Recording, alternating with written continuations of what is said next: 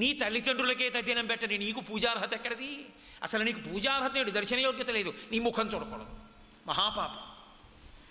కాబట్టి తల్లిదండ్రులకి తద్దినమే పెట్టనివాడు, వాళ్ళు అసలు ఉన్నారో చచ్చిపోయారో కనుక్కోనివాడు, అంతటి దరిద్రానికి దిగజారిపోయినవాడు మాధవుడు.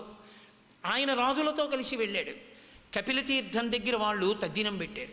ఎందుకంటే కపిలతీర్థం దగ్గర తద్దినం పెడితే పొరపాటున ఎప్పుడైనా తల్లిదండ్రులకి కానీ అంతకుముందు 3 తరాల్లో కానీ తద్దినం పెట్టని దోషాలు ఏమైనా ఉంటే పోవాలి అంటే ఈ దేశం మొత్తం మీద దానికి తగిన స్థానము కపిలతీర్థం ఒక్కటే, వెంకటాచలంలో.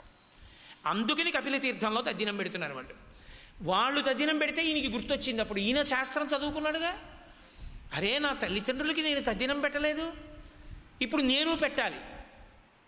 తద్దినం పెట్టేటప్పుడు ఒక నియమం ఉంటుంది, తను ఏది తింటాడో అటువంటి పదార్థమే పెట్టాలి. తను రోజు చక్కెరకేళి అరటిపండు తింటాడు అనుకోండి, భక్తకి చక్కెరకేళి అరటిపండు పెట్టాలి. అంతేగాని గుళ్ళో దేవుడి అరటిపండ్లు ఉంటాయి, రూపాయికి 5 నింతే ఉంటాయి, అలాంటివి తీసుకురాకూడదు. అవి దేవాలయాల ముందు ప్రత్యేకంగా కడతారు. ఆ గెల్లు లోపల బిక్కుబిక్కుమంటూ ఆయనకి ఎప్పుడు పాపం అవే ఆకుపచ్చగాను పచ్చిగాను ఉంటాయి. ఇలా ఒలిస్తే ఆ తొక్క రాదు, అంటుకుపోతుంది, అవే ఆయనకి పెడతారు. వీడు రాత్రి తినడానికి చక్కెరకేళి అరడజన కొనుక్కుని పెడతాడు వేరే, అవి వీడివి పట్టుకెళ్ళలో దేవుడు అరటిపళ్ళు అంటారు. వాడిని సిగ్గేస్తుంది చూస్తే, ఆహా ఎంత కృతజ్ఞులం స్వామి నీ యందు అని. కాబట్టి ఆ తద్దినం పెట్టేటప్పుడు తల్లిదండ్రులకి తానేది తింటాడో అది పెట్టాలి. అసలు తినడానికి తనకేమీ లేకపోతే మట్టి ముద్ద పెట్టాలి, తనకేమీ లేదు కాబట్టి. రామచంద్రమూర్తి గారపిండి ముద్దలు పెట్టారు అయోధ్యకాండలో. కౌసల్య చూసి ఏడిచింది, నా కొడుకు గారపిండి ముద్ద దర్భల మీద పెట్టాడంటే నా కొడుకు గారపిండి ముద్ద తిని బతుకుతున్నాడు, చక్రవర్తి కుమారుడు ఇంత దయనీయ స్థితిలో ఉన్నాడు అంది. రాముడు ధర్మాత్ముడు, తానేం తింటాడో అది తద్దినం పెట్టాడు.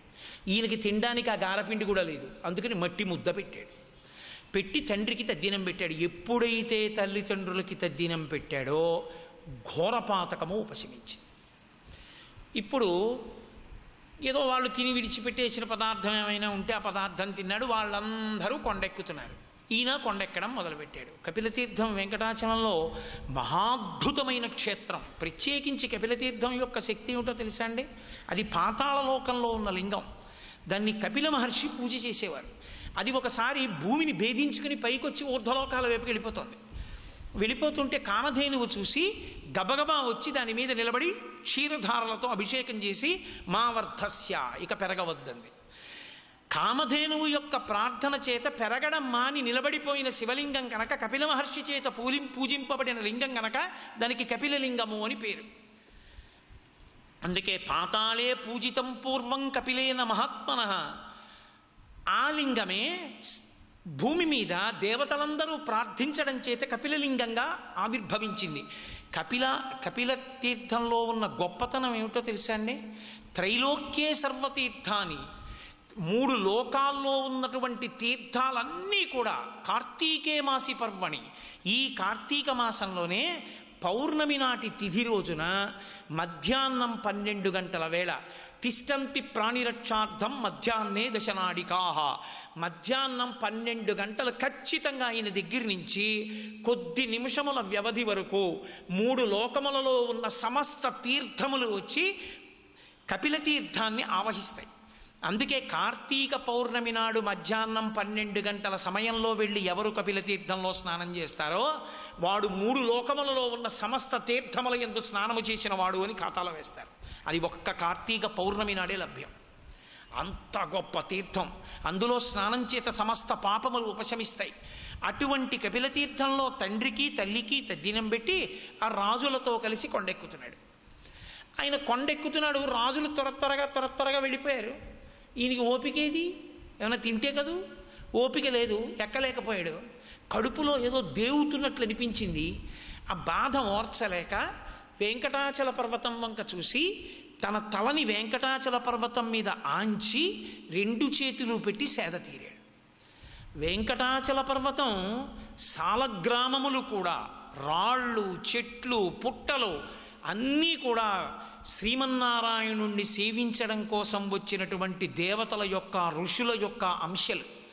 అందుకే భగవద్ రామానుజులు 7 కొండల మీదకి వెళ్ళినప్పుడు శరీర శోధన కింద చేసుకున్నారు. శరీర శోధన అంటే మలమూత్రములను కింద విడిచిపెట్టేసేయడం. ఇక పైకి వెళ్ళిన తర్వాత విడిచిపెట్టకూడదని శరీర శోధన చేసుకుని అరికాళ్ళు కొండకి తగులుతాయేమోనని 2 కాళ్ళకి తాళ్ళు కట్టి 2 కాళ్ళు పైకెత్తి భుజాలకేసి కట్టేసుకున్నారు. కట్టేసుకుని మోకాళ్లతో పైకెక్కారు. రామానుజుల మిట్ట అని మోకాళ్ళ పర్వతం అంటారు. ఇప్పటికీ పరమ గౌరవంతో నా కొడుకు వెంకటాచలం నాతో వస్తే ఆ ప్రదేశాన్ని మాత్రం మోకాళ్ళతోనే ఎక్కుతుంటాడు. ఇప్పుడే కొంచెం మనిషి బరువయ్యో, ఇప్పుడు ఆ మోకాళ్ళు కొట్టుకుపోయి రక్తం వస్తుంది కదా, ఆ అలవాటు మాని అంటే వద్దు నాన్నగారండి, అన్నాళ్ళు ఓపికంటే అన్నాళ్ళు అలాగే ఎక్కుతానని అలాగే ఎక్కుతుంటాడు మోకాళ్ళ మీద. కాబట్టి అంత పరమపావనమైనటువంటి కొండ, అంత పావనమైన కొండ మీద దేవతలు ఋషులు అందరూ కూడా ప్రచ్ఛన్నంగా మొక్కలుగా రాళ్లగా శిలలుగా అక్కడ ఉంటారు. ఈయన ఎప్పుడైతే తన తల వెంకటాచల పర్వతానికి తాటించి 2 చేతులు వేసి నిలబడ్డాడో ఈయనలో ఉన్నటువంటి సమస్త పాపములను కూడా వెంకటాచల పర్వతం కాల్చింది. అది ఆ పర్వతానికి ఉన్న లక్షణం. ఆయన వెంటనే తనలో ఉన్న పాపాన్ని కక్కాడు.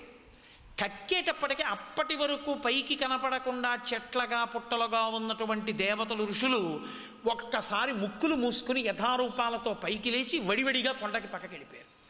చిచ్చి చిచ్చి చిచ్చి ఎంత దుర్వాసన, ఎన్ని పాపాలు చేశాడు ఈ దుర్మార్గుడు అన్నారు. ఆయన పాపాన్ని వాంతి చేసుకోగానే వెంకటాచల పర్వతం పాపాన్ని కాల్చేసింది. ఆయన ఇప్పుడు తేజోస్వరూపుడై నిలబడ్డాడు.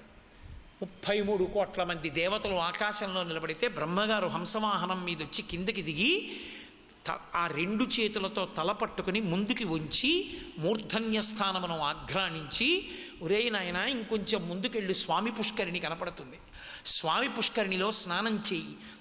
నీవు ఈ కొండ ఎక్కినటువంటి కారణం చేత, స్వామి పుష్కరిణి యందు స్నానం చేసిన కారణం చేత ఈ పర్వతమునకు వెంకటాచల పర్వతమని పేరు.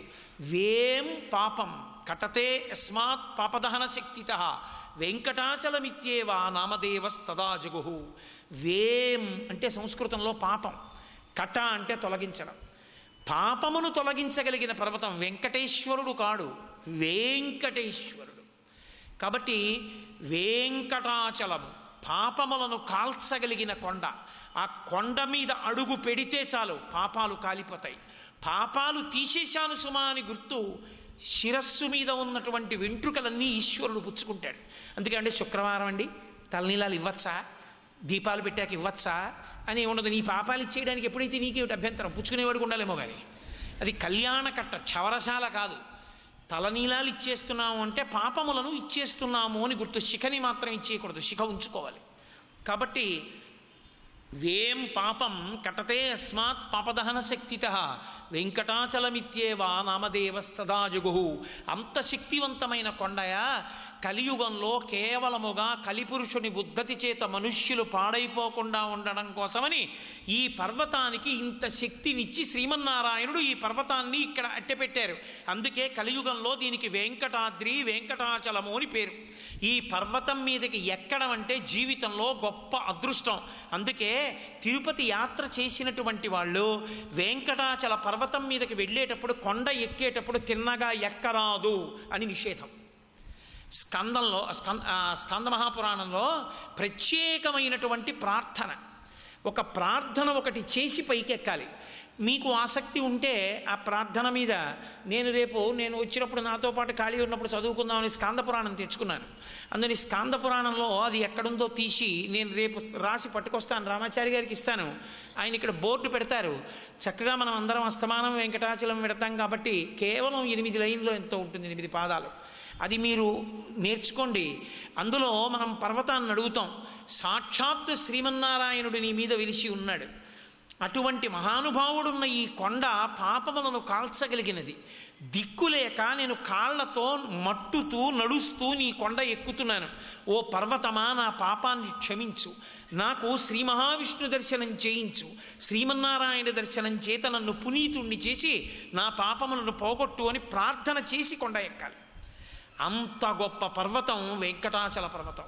కాబట్టి కృతే వృషాద్రిం వక్ష్యంతి త్రేతాయాం అంజనాచలం ద్వాపరే శేషశైలం తు కలౌ శ్రీవేంకటాచలం నామాని యుగభేదేన శైలాస్తాస్య భవంతి. అంత గొప్ప పర్వతం. ఆ పర్వతం మీద ఉండేటటువంటివన్నీ కూడా యోగులే, ప్రచ్ఛన్న రూపాలతో అలా ఉంటారు. అటువంటి కొండ మీద నిలబడ్డం, అటువంటి కొండ మీద శ్రీనివాసుణ్ణి, ఆ మహానుభావుణ్ణి, ఆ వెంకటేశ్వరుణ్ణి సేవించడం, ఆయనకి రకరకాల ఉత్సవాలు చేయడం జీవితంలో మహద్భాగ్య విశేషం. రేపటి రోజున మీతో నేను ఆ ఉత్సవాలకి సంబంధించినటువంటి విశేషాలు, వెంకటేశ్వర స్వామి వారి యొక్క ఆ రూపానికి సంబంధించిన కొన్ని విశేషాలు, అసలు వెంకటేశ్వరావతారం అలా ఎందుకు ముద్రపట్టి వచ్చింది అన్న క్రమం గురించినటువంటి కొన్ని విశేషాల్ని ఇంచుమించుగా రేపటి రోజు ఆఖరి ప్రసంగం కాబట్టి ప్రధానమైన విశేషాల్ని రేపు మీతో నేను మనవి చేస్తాను. అందుకే లోకంలో వెంకటేశ్వర సుప్రభాతము అంటే అంత ప్రఖ్యాతి పొందడానికి కారణం అది. వెంకటేశ్వర సుప్రభాతంలో కొన్ని శ్లోకాలు అయోమయంగా ఉన్నట్లుగా అనిపిస్తాయి. నిజమే, యథార్థంగా చెప్పాలి అంటే నాకు కూడా ఇప్పటికీ వెంకటేశ్వర సుప్రభాతంలో అసలు ఆ శ్లోకం ఎందుకుందో నాకు అర్థం కాదు. శ్రీస్వామి పుష్కరిణి కప్లవ నిర్మలాంగా శ్రేయోర్తినో హర విరించి సనందనాద్యా ద్వారే వసంతి పరవేత్ర హతోత్తమాంగా. అసలు ఆ శ్లోకం చదువుతున్నప్పుడు నాకు ఆశ్చర్యంగా ఉంటుంది, ఈ శ్లోకం సుప్రభాతంలోకి ఎలా వచ్చింది. నేను ఎందరో పెద్దలను అడిగాను కూడా, ఈ శ్లోకం ఇలా ఉండొచ్చా, అసలు ఇది ఎలా ఉంది ఈ శ్లోకం సుప్రభాతంలో. నాకు తెలుసున్న పెద్దలందరూ ఒకటే మాట చెప్పారు, మాకు అర్థం కాలేదు ఈ శ్లోకం అసలు ఎలా ఉందో అని. కాబట్టి ఆ ఒక్క శ్లోకాన్ని మినహాయిస్తే వెంకటేశ్వర సుప్రభాతం అమృత భాండం. దాని మకుటమే కౌసల్యా సుప్రజారామ పూర్వా సంధ్యా ప్రవర్తతే ఉత్తిష్ట నరశార్దూల కర్తవ్యం దైవమాన్నికం. ప్రపంచంలో సుప్రభాతాన్ని ఈశ్వరుడికి ప్రత్యక్షంగా పలికినటువంటి ఘనత పొందినవాడు విశ్వామిత్రుడు ఒక్కడే. రామచంద్రమూర్తి పడుకునుంటే ఆయన చెప్పాడు, కౌసల్యా సుప్రజారామ, కౌసల్య యొక్క ప్రియమైన కుమారుడా ఉత్తిష్ట, లే, కర్తవ్యం దైవమాహ్నికం. సూర్యోదయ వేళ నిద్రపోకూడదు, తొందరగా లేచి సంధ్యావందనం చెయ్యి, కర్తవ్యం అన్న మాట వాడాడు. కాబట్టి విశ్వామిత్రుడు మేల్కొల్పినటువంటి శ్లోకంతో సుప్రభాతం ప్రారంభమవుతుంది. నిజానికి మీరు ఒకటి గుర్తుపెట్టుకోండి, ఈశ్వరునకు సుప్రభాతం ఉండదు, ఈశ్వరునకు ఏకాంత సేవ ఉండదు. ఈశ్వరుడు నిద్రపోయినా, ఈశ్వరుడు నిద్రలేచినా మనం ఉండం. అసలు ఈశ్వరుడు నిద్రపోతాడన్నది అంత అసంగతమైన విషయము లోకంలో ఇంకోటి ఉండదు. మరి ఇక సుప్రభాతం ఎందుకు, ఏకాంత సేవ ఎందుకు, దానికి టికెట్లు ఎందుకు అంటే, సుప్రభాతం ఆయనకి కాదు, మనకి సుప్రభాతం. సుప్రభాతం, ప్రభాతం అంటే తెల్లవారుతున్న వేళ. ఆ వేళలో మీరు ఈశ్వరుణ్ణి స్మరించాలి, అందులో పరవశించిపోవాలి. ఆకాశ సింధుక మలాని మనోహరాణి ఆదాయ పాదయుగమర్చయితుం ప్రపన్నాహ. ఆకాశం ఎర్రగా ఉందయా, పూర్వదిక్కు సూర్యోదయం అవుతోంది, వెంకటాచలపతి నిద్రలే. ఆయన పడుకున్నాడని, ఆయన నిద్రలేస్తాడని, నిజంగా ఆయన నిద్రలేచాడనుకోండి, నిజంగా ఆయన నిద్రలేచి మీకు ఏమో అన్ని మాటలు పిలుస్తున్నావు, రా రా రా రా అన్నాడు అనుకోండి, స్వామి చాలా సంతోషం అని మీరు ఎదురుగుండా నిలబడతారా? ఆయన నిజంగా మీ దగ్గరికి వస్తే నిద్రలేచి మామూలుగా లేచి వస్తాడా? నేను ఇంట్లో స్నానం చేస్తున్నాను అనుకోండి, తెల్లవారుజామున స్నానం చేస్తుండగా నా కొడుకు మాట వినపడింది అనుకోండి, వీడేం వస్తున్నాను అనలేదే, ఇది అబ్బాయి కంఠం వినపడుతుంది, వీడు ఇప్పుడు వచ్చాడు హైదరాబాద్ నుంచి అని స్నానం చేస్తున్నవాడిని నీటి చప్పుడు ఆపి పంపు కట్టేసి అలా వింటున్నాను అనుకోండి, ఏమిరా ఇప్పుడు వచ్చావు అకస్మాత్తుగా, కళ్ళు ఎర్రగా ఉన్నాయి, రాత్రంతా నిద్రపోలేదా?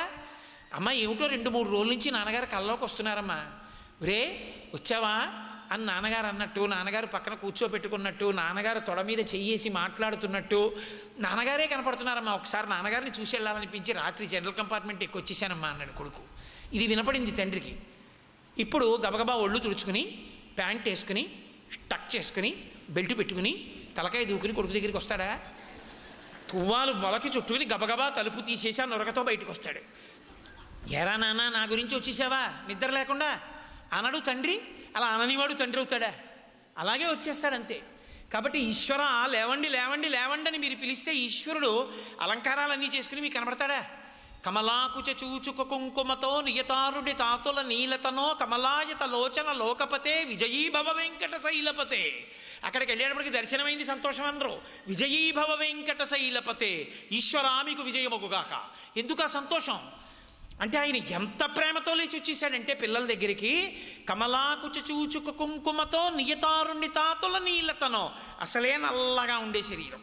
రాత్రి లక్ష్మీదేవిని గట్టిగా కౌగలించుకుని పడుకున్నప్పుడు లక్ష్మీదేవి యొక్క కుచుమలకు అలదుకున్నటువంటి కుంకుమ నీ శరీరానికి అంతటికే అంటుకుంది. ఎర్రని చుక్కలతో కూడుకున్నటువంటి నల్లని శరీరంతో ఉన్న నువ్వు పైన వస్త్రం కూడా కప్పుకోకుండా నడువు కట్టుకున్న దాన్ని కట్టుకున్నట్టుగా పిల్లల కోసం బయటకు వచ్చేసావు. అసలే మా కనురాపుకి నీకు దృష్టి తగులుతుందేమో భయం. ఈశ్వరా, ఇలా కనపడితే నీకు ఎక్కడ కనురాపు తగులుతుందో, మా కోసం వచ్చేసావా, కప్పేసుకోండి ఉత్తరి విజయీ భవ వెంకట శైలపతే. నీ మనసు పొంగితే సుప్రభాతం. నీ మనసు పొంగలేదనుకోండి, ఉతినే పుస్తకం అంటే కమలాకు చచూచక కుంకుమతో నియతారుణితాతుల నీలతనో ఎవడకు కావాలది. నీ మనసు పొంగినది సుప్రభాతం, నీ మనసు పొంగినది ఏకాంత సేవ. అన్నమయ్య అనుభవించాడు ఏకాంత సేవ అంటే ఏమిటో. దొంగనీవని సతులు నవ్వుచున్నారా, ముంగిటారాడరా మోహనాకార, జో అచ్యుతానంద జో ముకుందా అన్నాడు. ఆ అనుభవించిన హృదయం ఎక్కడుందో అక్కడ ఏకాంత సేవ ఉంటుంది. అనుభవించిన చోట సుప్రభాతం ఉంటుంది, అనుభవించకుండా చదివిన చోట ఏమీ ఉండదు, చదవడమే మిగులుతుంది. కాబట్టి అది ఉత్సవమునందు అనుసంధానం చేసుకుంటారు, అది సుప్రభాతం. అందుకే సుప్రభాతంలో కూర్చోకూడదు, ఏకాంత సేవలో నించోకూడదు. రెండూ నియమాలు. సుప్రభాతం కూర్చుని చదవకూడదు, నిలబడి చదవాలి. ఏకాంత సేవలో నిలబడకూడదు, కూర్చుని ఉండాలి. అందుకే వెంకటాచలంలో మనం ఉన్నాము అని మానసికంగా ఒక భావన చేసి, ఉన్మీల్య నేత్రయుగముత్తమ పంచరస్తా పాత్రా వశిష్టక దళీప లపాయసాని భుక్వా సలీలమదకేళి శుకాపఠంతి శ్రీ వెంకటాచలపతే తవ సుప్రభాతం. ఈశ్వర, చిలుకలు అరుస్తున్నాయి, పళ్ళు తింటున్నాయి, రసాల్ని అందించుకుంటున్నాయి, తెల్లవారుతోందని గుర్తు. నిద్ర లేవండి, ఎంతకీ నిద్ర లేవలేదు. ఏం చెప్తాం? రేఖామయధ్వజ సుధాకలచాత పత్ర వజ్రంకుశాంబురుహ కల్పక శంఖ చక్రై అని ఆ దివ్య చిహ్నములు చెప్తాం. ఇంకా నిద్ర లేవలేదు. అప్పుడు ఏమంటాం? ఈశ్వర, మరిచిపోయారా?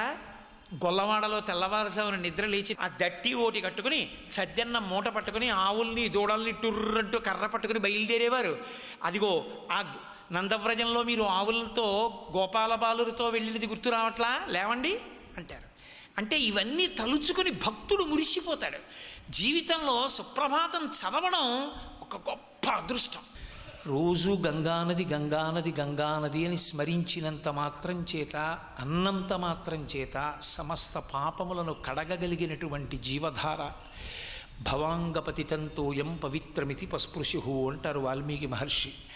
పరమేశ్వరుని యొక్క శరీరమును తాకి ప్రవహించిన గంగ, త్రిమూర్తులతో సంబంధమున్న గంగ, బ్రహ్మకమండలంలోంచి జాలువారి శ్రీమన్నారాయణుని పాదములు కడిగి పరమశివుని యొక్క ఒడలంతా తడిపి త్రిపథగగా ఊర్ధ్వలోకమునందు, భూలోకమునందు, పాతాళలోకమునందు ప్రవహించినటువంటి పరమపావనమైనటువంటి గంగానదీ తీరంలో ఒక ప్రత్యేకమైన పుణ్యకార్యాన్ని చెయ్యాలి అని ఆశించినటువంటి వాళ్ళు సనాతన ధర్మంలో ఎవరూ ఉండరు. కాశీయాత్ర చెయ్యని వాళ్ళు, గంగా స్నానం చెయ్యని వాళ్ళు, గంగానది పేరు ఎత్తనివాడు ఎవరు ఉండడు. శంకర భగవత్పాదులంతటి వారు గంగానది పేరు చెప్తే ఆ గంగమ్మ వంక చూస్తూ ఆయన స్తవం చేశారు గంగాష్టకంలో. మమ ప్రాణ ప్రయాణోత్సవే అని అడిగారు. మేము మొన్న కాశీయాత్ర చేస్తే ముక్తకంఠంతో అందరం గంగమ్మ నది అడిగాం. అమ్మా, నా ప్రాణాలు శరీరంలోంచి పైకి వెళ్ళిపోతున్నప్పుడు నారాయణంఘ్రిద్వయం, శ్రీమన్నారాయణ పాదములు నా తల మీద పెట్టుకున్నట్లుగా భావన చేస్తూ, తరంగములతో కూడినటువంటి నిన్ను చూస్తూ, నిన్ను భావన చేస్తూ నా శరీరము నుండి ప్రాణములు ఉద్గమించాలి అని శంకర భగవత్పాదులంతటి వారు ప్రార్థన చేశారు. అంత పావనమైనటువంటి నది గంగానది. అసలు నాకైతే వ్యక్తిగతంగా అనిపిస్తుంది, సనాతన ధర్మము, సనాతన ధర్మాంతర్గతమైన సంస్కృతి, గంగా, ఇవి అవిభాజ్యము, వేరు చేసి చూడడానికి వీలు లేనటువంటివి. గంగకి అంత పవిత్రత. అందుకే బహుశా మహానుభావుడు ఎంత గొప్ప మాట అన్నాడంటే, బిస్మిల్లా ఖాన్ గారిని అమెరికా వచ్చేస్తారా మీరు పౌరసత్వం ఇస్తామంటే, అమెరికాకి కాశీపట్టణాన్ని గంగానదిని తీసుకొస్తే నేను వస్తానన్నాడు. అంటే కాశీపట్టణం గంగానది ఎంత పవిత్రమో అసలు ఆ కాశీ గంగ. ఆ పేరు చాలు, ఏమిటో గంగ. గోదావరమ్మ, కృష్ణవేణమ్మ, నర్మదమ్మ, తపతమ్మ అలానం, గంగమ్మ. గంగా అంటేనే అమ్మ. పరీక్షిత్తు భాగవతంలో గంగని చూసి ఒక మాట అంటాడు, అమ్మా అని పిలిచిన నరు పొమ్మా అని ముక్తి కడకు బుత్తువట. లిమ్మా నీ రూపముతో రమ్మా నాకెదురంగ గంగ రమ్యతరంగా అంటాడు. అటువంటి గంగ ఒడ్డున ఏ పుణ్యకార్యం జరగదు. అందున కశ్యపాది మహర్షులంటే మహానుభావుడు కశ్యప ప్రజాపతి. ఆయన ఈ భూమినంతటినీ కూడా పరశురాముడి దగ్గర దానం పట్టాడు. అందుకే ఈ భూమి కశ్యప ప్రజాపతిది. అందుకే దీనికి కాశ్యపి అని పేరు. అటువంటి కశ్యపుడు గంగానది ఒడ్డున యజ్ఞం చేస్తున్నాడు. కలియుగం ప్రవేశించడానికి రోజులు దగ్గర పడుతున్నటువంటి కాలం. చిత్ర విచిత్రమైన ఆలోచన ధోరణులు ప్రబలేటటువంటి అవకాశం ఉన్న రోజులు. అక్కడికి నారద మహర్షి వచ్చారు. వచ్చి ఆయన ఒక ప్రశ్న వేశారు, కోం భుంక్తే యజ్ఞసు బలం కోవా అధ్యక్షశ్చ దేవతాః. ఈ యజ్ఞం మీరు చేస్తున్నారు కదా, ఈ యజ్ఞముని యొక్క ఫలితమునకు భోక్త ఎవరు? ఎవరు తీసుకుంటారు ఈ యజ్ఞ ఫలితాన్ని? లేదా ఈ యజ్ఞము పూర్ణాహుతి సమయమునందు ప్రధానముగా ఎవరిని ఉద్దేశించి పూర్తవుతోంది? త్రిమూర్తుల యందు ఎవరు దానికి అర్హులని మీరు అనుకుంటున్నారు? ఎవరిని ఉద్దేశించి ఈ యజ్ఞం చేస్తున్నారు అని అడిగారు. వాళ్ళు ఒకసారి అయోమయంగా చూసుకొని, కశ్యపాది మహర్షులు ఆ పాటి తెలియని వారు కారు. 3 మూర్తులకును 3 లోకములకు 3 కాలములకు మూలమగుచు భేదమగుచు తిరిక భేదమయ్యొప్పారు బ్రహ్మమనగ నీవే పాలనయన అంటారు పోతన గారు. ఉన్నదొక్క పదార్థమే. సృష్టి చేసేటప్పుడు బ్రహ్మగా ఉంటుంది, నిలబెట్టేటప్పుడు విష్ణువుగా ఉంటుంది, లయం చేసేటప్పుడు శివుడిగా ఉంటుంది. లయం చేసేటప్పుడు శివుడిగా ఉంటుంది అంటే భయం చాలామందికి. సృష్టి బ్రహ్మ ఒప్పుకుంటారు, స్థితి విష్ణువు ఒప్పుకుంటారు, లయ శివుడు భయపడిపోతారు. అయ్యి బాబోయ్ ఎందుకు వచ్చిన అలా రండి అంటారు. లయ శివుడు అంటే భయపడిపోవడానికి ఏమి ఉండదు. 3 రకములైనటువంటి లయం ఉంటుంది లోకంలో. స్వల్పకాలిక లయము అని ఒక లయం. రాత్రి పట్టేటటువంటి నిద్ర పరమశివానుగ్రహం. నిద్ర పట్టకపోతే ఆకలేదు, కడుపు నిండా తినకపోతే నిద్ర పట్టదు. నిద్ర పట్టని వాడికి అసలు ఆరోగ్యం నిలబడదు. రాత్రి కంటి నిండా నిద్ర పట్టలేదు అంటే వాడి మనస్సు యందు ఏదో కీడుతో కూడిన ఆలోచనలు ఉన్నాయని గుర్తు. మహాభారతంలో ధృతరాష్ట్రుడిని విదురుడు అడుగుతాడు, కొంతమందికే నిద్ర పట్టదా జాబితాలో నువ్వెవరని అడుగుతాడు. కాబట్టి స్వల్పకాలిక లయం, రాత్రి నిద్ర పట్టించేవాడు పరమేశ్వరుడు. అలాగే ఆత్యంతిక ప్రళయము అని జ్ఞానమిచ్చి మోక్షమిచ్చేవాడు పరమశివుడు. మహాప్రళయము అని జీవులు తనని పొందలేకపోతే ఆయనే పొందేస్తాడు జీవుల్ని. అది మహాప్రళయం. కాబట్టి శివుడు మహాకారుణ్యమూర్తి, ఆయన యందు అన్యభావన ఉండకూడదు. కాబట్టి శివుడు లయకారకుడు అంటే అందులో ఏదో కొట్టేస్తాడు, తిట్టేస్తాడు, చంపేస్తాడన్న భావన పెట్టుకోవడానికి ఏమి ఉండదు. కాబట్టి త్రిమూర్తులు ఒక పరబ్రహ్మమే 3 కార్యములను చేస్తూ ఉంటుంది. సర్వం శ్రీ ఉమామహేశ్వర పరబ్రహ్మార్పణమస్తు. స్వస్తి.